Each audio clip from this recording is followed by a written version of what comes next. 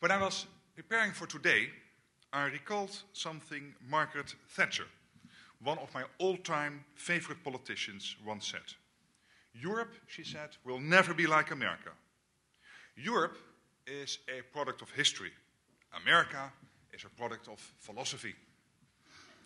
It's a great quote, one of many that the Iron Lady has to her name. But speaking as a former student of history, I've never entirely agreed with her on this point. Of course, there are real contrasts between Europe and the United States.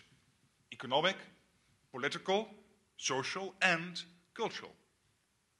But it is history, our historical ties, that make our differences minor compared with what we have in common. Take, for instance, your historical ties with my country, the Netherlands.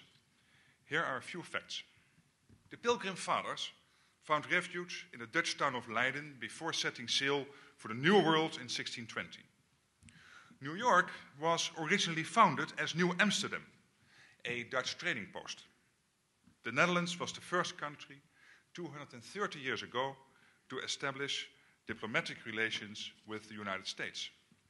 And you can even trace a direct line between the American Declaration of Independence and our own Act of Abjuration.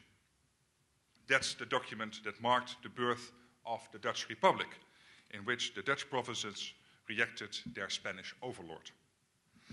It was the first time a people had deposed a monarch in such a way. In that sense, our King Philip II of Spain was your King George. And of course, there are many more historical connections like this, and they also involve other European countries. But it was only in the 20th century that those historical ties grew into a unique form of transatlantic solidarity.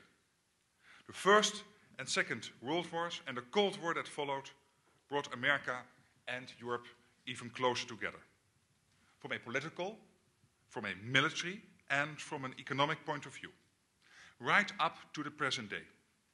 It was and remains an alliance based on a number of fundamental shared values: democracy, freedom, the rule of law, and a belief in free market principles.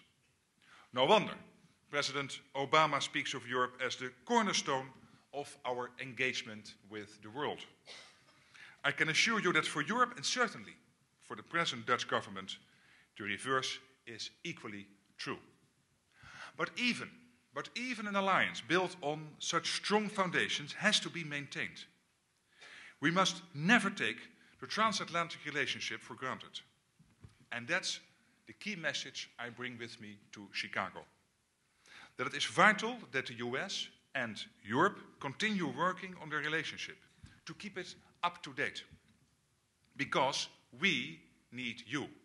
And, can I say, you need us.